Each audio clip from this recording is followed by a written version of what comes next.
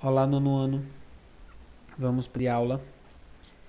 E essa semana nós vamos abordar sobre a crise de 1929, que foi essa crise iniciada lá nos Estados Unidos, mas também a gente vai falar no contexto nacional, como essa crise chegou ao Brasil. Ok? Vamos lá? Aí eu trago uma imagem, né, que lembra um pouco do filme Os Tempos Modernos, que a gente já assistiu há alguns meses atrás, né? A questão pela essa busca de emprego, desemprego, os altos preços, né? O que foi a crise de 1929, também conhecida como a Grande Depressão? Foi a maior crise do capitalismo financeiro até então, né? O colapso econômico teve início em meados de 1929 nos Estados Unidos, a princípio, e se espalhou por todo o mundo capitalista. Seus efeitos duraram por uma década, 10 anos, com desdobramentos sociais e políticos, por isso que ela é tão importante. Causas dessa crise de 29. As principais causas da crise de 29 estão ligadas à falta de regulamento na economia e à oferta de créditos baratos. Igualmente, a produção industrial seguia um ritmo acelerado, mas a capacidade de consumo da população não absorvia esse crescimento, gerando grandes estoques de produtos a fim de esperar melhores preços. Então a gente observa aí que era uma falta de planejamento, não é isso? A Europa, que tinha de se recuperar da destruição da Primeira Guerra, não precisava mais dos créditos e produtos americanos, que isso aqui vai ser uma grande baixa. Por quê? Com a saída aqui da Primeira Guerra, a Europa vai deixar de consumir os produtos industrializados da América, dos americanos e Estados Unidos. Com os juros baixos, os investidores passaram a colocar seu dinheiro na bolsa de valores e não nos setores produtivos. Ao perceber a diminuição do consumo, o setor produtivo passou a investir e produzir menos, compensando seus déficits com a demissão de funcionários. Então, se eu estava vendendo pouco, eu tinha um grande estoque, então eu tinha que demitir esses funcionários, porque eu não tinha mercado para consumir o que a indústria estava produzindo. O crash da Bolsa de Nova York. Com tanta especulação, as ações começaram a se desvalorizar, o que gera um crash ou crack da Bolsa de Nova York. Em 24 de outubro de 29, este dia seria conhecido como a Quinta-feira Negra. O resultado óbvio foi o desemprego generalizado, ou a redução de salários. O ciclo vicioso se completou quando, devido à falta de renda, o consumo caiu ainda mais, forçando uma diminuição nos preços.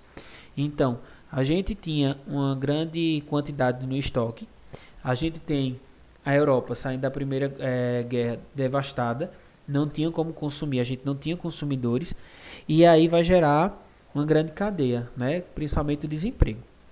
Os países mais atingidos pela quebra da Bolsa de Nova York foram as economias capitalistas mais desenvolvidas, dentre elas principalmente os Estados Unidos, Canadá, Alemanha, França, Itália e o Reino Unido.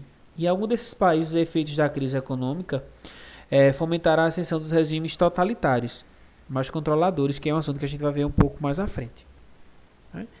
Como foi essa crise de 1929 aqui, na América Latina? O crack da Bolsa de Valores de Nova York repercutiu em todo o mundo capitalista, como a gente já viu. Nos países em processo de industrialização, como já a América Latina, a economia exportadora foi mais prejudicada pela redução das exportações de matérias-primas. Ao longo da década de 30, contudo, estas nações puderam assistir um incremento em suas indústrias devido à diversificação de investimentos nesse setor. Então, a gente vai sofrer porque a gente exportava matéria-prima para os Estados Unidos produzir tais produtos, o qual não tinha mercado. E como foi a crise no Brasil? A crise econômica nos Estados Unidos atingiu em cheio o Brasil. Nesse momento, o país exportava praticamente apenas um produto, que era o café. E as boas colheitas já tinham feito que o preço do produto estivesse uma queda. Então, a gente tinha um grande produto. Então, quando tem muito produto, o preço tende a ficar lá embaixo. Além do mais, como não era um produto de primeira necessidade, vários importadores diminuíram as compras significativamente. Para se ter uma ideia da dimensão do problema econômico, a saca do café era cotado a R$ 200 mil em janeiro de 29. Um ano depois, seu preço caiu para 21. Veja que diferença, de 200 mil para 21 mil. A crise de 29 no Brasil enfraqueceu as oligarquias rurais, que dominavam o cenário político, e abriu caminho para a chegada de Getúlio Vargas ao poder de 1930. Aí aqui a gente vai lembrar um pouco sobre o que a gente já vinha estudando, né? Sobre essa oligarquia, sobre a república, a política do café com leite. Então, lembrado das aulas anteriores, né? Como foi esse contexto da crise de 29? A gente traz uma imagem aí, bem bonita, né? Alegre, aí de uma família norte-americana. Após a Primeira Guerra, o mundo viveu um momento de euforia, conhecido como os loucos anos, loucos anos 20, né? Também chamada Era do Jazz. Nos Estados Unidos, principalmente, o otimismo era palpável e se consolidava com a chamada American Way of Life, né? É a nova a maneira dos americanos viver, né?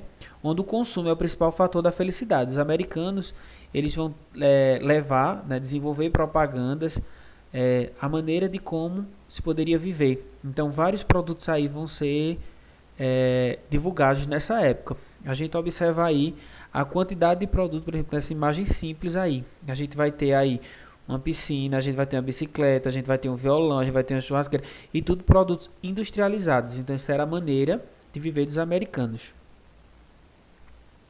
Terminando a Primeira Guerra Mundial, em 18, os parques industriais e a agricultura na Europa estavam destruídos, permitindo aos Estados Unidos explorarem em larga escala para o mercado europeu. Os Estados Unidos também se transformaram no principal credor dos países europeus, quer dizer, emprestavam dinheiro após a guerra, né, devastados. Então, os Estados Unidos iam lá e emprestavam. Essa relação gerou interdependência comercial, que foi se alterando na medida em que a economia europeia se recuperava e passava a importar menos. Somado a isso, o Banco Central Americano autoriza os bancos a emprestarem dinheiro a juros baixos. O objetivo era fomentar ainda mais o consumo, mas este dinheiro acabou indo para a Bolsa de Valores, né? Dessa maneira, em meados da década de 20, os investimentos em ações da Bolsa de Valores também aumentaram, uma vez que essas ações eram artificialmente valorizadas para parecerem vantajosas. Então, tudo era divulgado, propaganda, como se isso fosse um negócio bom. Contudo, como se tratava de especulações, as ações não possuíam cobertura financeira.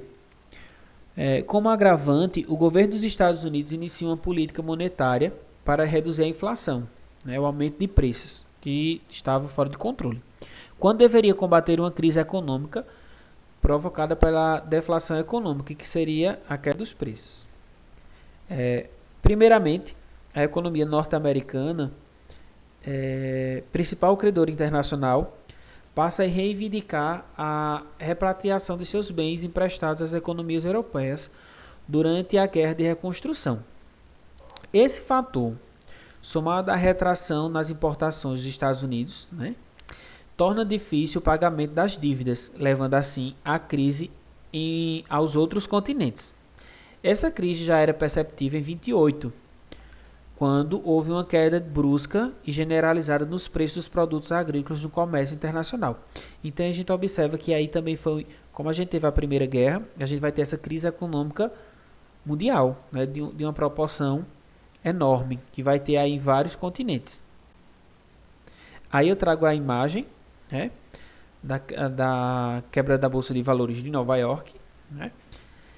Dezenas de clientes foram para a fila retirar seus depósitos em julho de 1923. Se estava numa crise, todo mundo foi ao banco para se retirar esse dinheiro, né, qual os Estados Unidos utilizavam para emprestar aos países da Europa. Em 24 de outubro de 29, uma quinta-feira, havia mais ações que compradores e o preço baixou rapidamente. Por isso, milhões de investidores norte-americanos que puseram seu dinheiro na Bolsa de Valores de Nova York faliram quando a folha de crédito estourou. Aí eu trago mais ou menos o que foi isso, de como isso aconteceu, né? As consequências da crise de 29, o New Deal. O Plano Econômico New Deal foi o principal responsável pela recuperação econômica dos Estados Unidos, sendo adotado como modelo por outras economias em crise. Como foi que funcionou esse plano, né?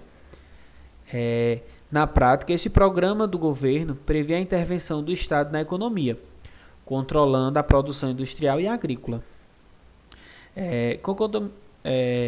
Projetos federais de obras públicas foram realizados com foco na construção de estradas, ferrovias, praças, escolas, aeroportos, portos, hidroelétricas, casas populares. Então, assim foi uma maneira do Estado intervir na economia e fazendo várias construções, que é uma forma de empregar a população e assim circular o dinheiro, circular economicamente. Mesmo assim, em 1940, a taxa de desemprego nos Estados Unidos era de 15%. Essa situação foi finalmente resolvida com a Segunda Guerra Mundial, quando a economia capitalista mundial se recupera. Ao fim da guerra, apenas 1% dos norte-americanos produtivos estavam desempregados e a economia estava em pleno vapor. E a gente fica por aqui e até semana que vem. Lembrando, qualquer dúvida, qualquer sugestão, se não entendeu bem, manda no privado, tá ok? Um abraço e até mais.